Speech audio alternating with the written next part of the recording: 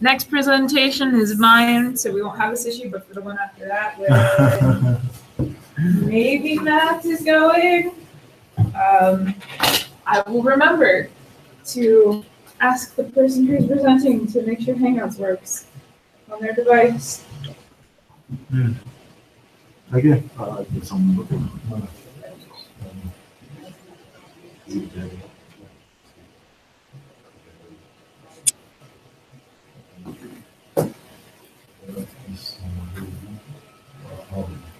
So we can have some lights coming in. That's good. Yeah. So my presentation today, it's on antibody and mobilization and QCM, which stands for quad crystal micropatterns. I'm gonna start by the theory behind it, what each term means, and then I'm gonna go through what I'm actually doing in terms of the procedure and everything. What is QCM? QCM actually measures a mass variation per unit area by measuring the change in frequency of a quartz crystal resonator. And also have some picture of it coming up. Either you will be able to see what it is for those who are familiar. It is useful for monitoring the rate of deposition, thin films, deposition system on the vacuum. It's been used for almost 50 years, and it's becoming more and more useful in going biological research of disease and cancer research.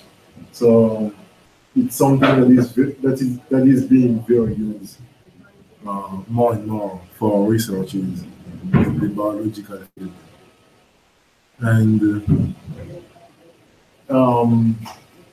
it's related in electrical engineering with the acoustic wave devices, which is the acoustic wave devices function by the transduction of an oscillation of oscillating field into the mechanical wave in the piezoelectric substrate of the devices. There is some picture coming up. You're going to see what it looks like, but it can very well detect slight mass changes in biomaterials. That's why we use acoustic wave devices with QCM. And the QCM that we are using here is a bulk acoustic wave device, because the acoustic wave flows through the bulk of the piezoelectric substrate. In contrast to this, we also have the surface acoustic wave, where the acoustic wave flows through the surface instead of the bulk. But that QCM goes with the bulk acoustic wave device. So this is what it looks like. I took that picture with my phone. I'm using this oscillator, these 10 megahertz oscillators, and here down here some crystals. That is the connector to the frequency waiver or the oscilloscope. And I'm also using these. Those are syringe pumps. I have 2 of them in the lab. They provide a more constant fluid flow. Instead of doing that by hand, you can push the fluid. So I have 2 of them, and some other materials in the lab as well. In terms of antibody and mobilization, what is that actually? It's just a way of creating surfaces or virtually any desired chemistry by placing a gold substrate into a solution of alkanyl in ethanol. By doing this, this is the gold surface actually, which is a metal. By doing this, it results in a crystalline-like monolayer form on the metal surface called self-assembled monolayers, or SAM. It's technically governed by inter and intramolecular forces that drive the molecules into a stable low energy state. Those forces, those molecular forces include hydrogen bonding, which is studied interactions, hydrophobic interactions, and van der Waals forces. That's a little bit too much into chemistry. And here we have a picture of it. So those are, this is a self-arranged schematic of alkyl molecules. Alkane thiol. Yeah. Alkyl thiol. Right. Alkyl thiol. Yeah. The same for the alkyl thiol molecule. Here you have the group substrate. Is a metal. You have a sulfurate and you have a special group there. And you have a head group. Here you have some sulfur atoms which interact with some methylene. Yeah, methylene. The spacer group is from methylene mostly, and which are the two main forces that drive the self-assembled molecule. That's how it's self-assembled. It goes a little bit deep into chemistry. That's what. So the antibiotic immobilization that we are using, that I am actually using for our purpose, a short chain carboxylic acid terminating alkyl thiol. Alkane thiol. That's okay. Go ahead. Yeah, alkyl thiol. Yeah, that's not the easy word for pronounce this one. Layer will provide the radiation for the antibiotic to record the electrode surface. Because it's getting a bit complicated in terms of antibiotic immobilization. So I'm using the frequency counter. The oscillator that I showed earlier gives technically 10 megahertz frequency, but I'm having some 9.98 megahertz frequency from the frequency counter that I'm using, and I'm connected that frequency counter. It took me a while to find a way how to connect that to the computer because that frequency counter uses GPIO, and it's not the easiest way to find. I think it's older than you. Yeah, it's right. Yes, it's 1976. There you go. Yeah, I was even the oldest in my family wasn't born. The parents haven't met yet. Yeah, definitely not.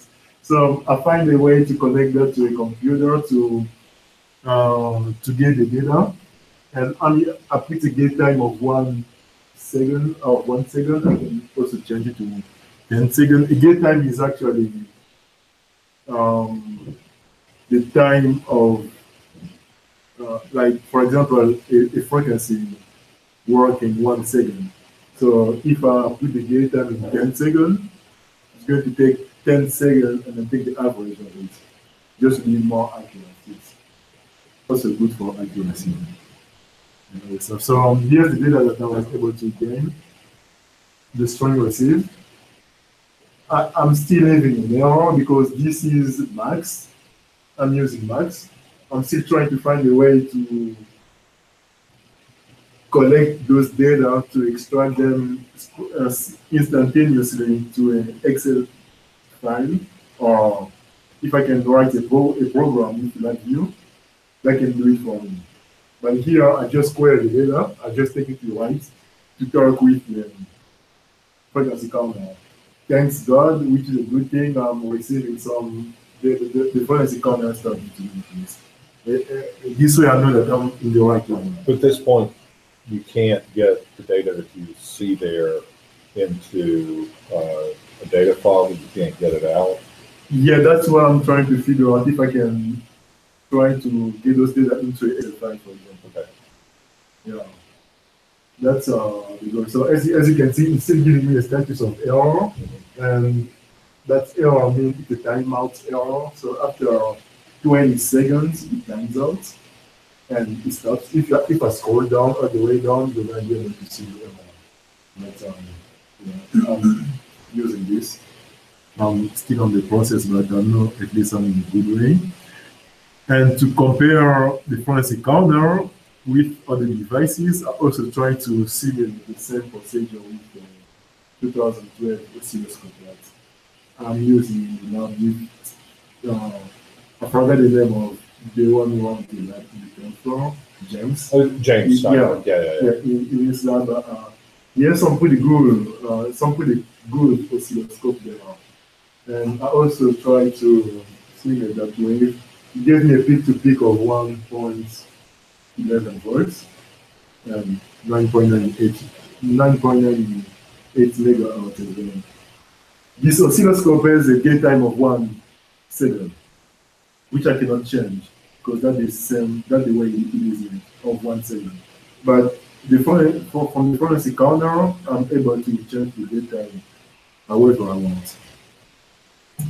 Probably for accuracy. So I think we've got an oscilloscope upstairs in the upstairs lab. Yeah, that's a very old oscilloscope. Oh, it's also? Okay. Yeah, I try to use it. Right. I didn't think that one was that old.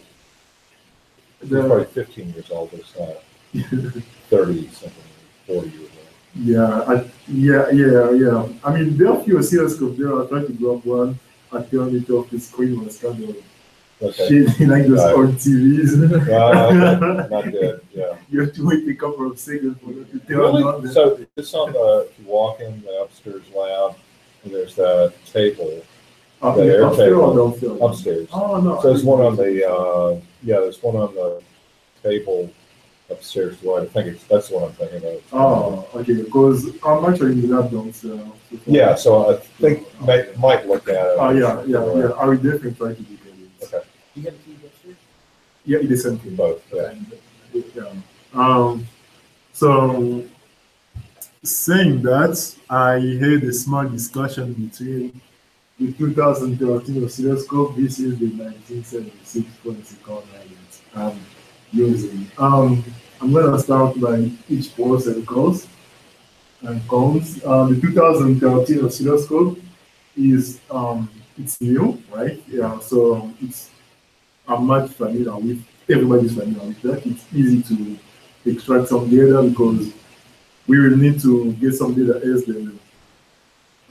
the sewage pump is going and your flow times, and you need to keep going on. It's not something that you have to click and get some data just for a second. We have to keep it going. So during the tool for oscilloscope, I can easily download BenchView, which is a software for Agilent and Keysight, which can give me data instantaneously. But the oscilloscope, as I said earlier, can only have a gate time of up to 1 second, which I have no control over. So that's the way it is now. The 1976 forensic counter that I showed earlier is a perfect machine for forensic counter because it is made on format. So I can manipulate that, I can do whatever I want.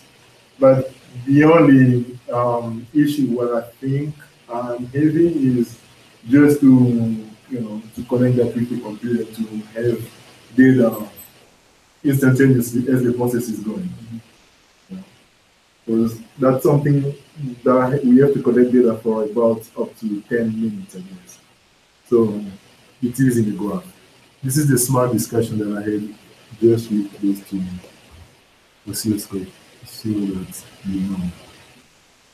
And I'm actually basing, I have a guideline on my on what I'm actually doing, right? I'm not just imagining everything, how to do everything.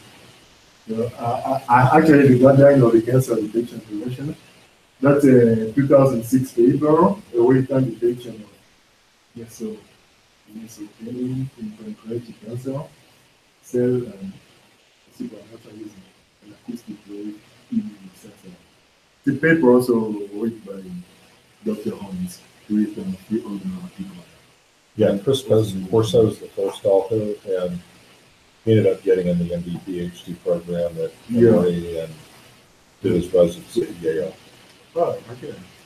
Yeah, and I saw in the paper that he get the bachelor degree. Yeah. He was an undergraduate. Yeah. Yeah. That's what I figured.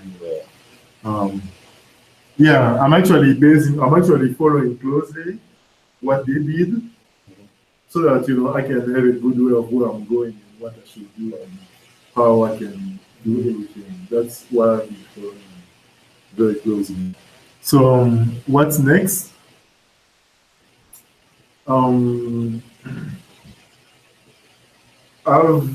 I tested the syringe pump. They are working perfectly. I tested them. I have to come up with a list of all the chemicals that I'm going to use because as you said, they are already old. Yeah. We need to not as old as the frequency. Yeah. Exactly. Yeah. It's pretty staggering. 41-year-old. He gave me to that headache to figure out how to just put up the game.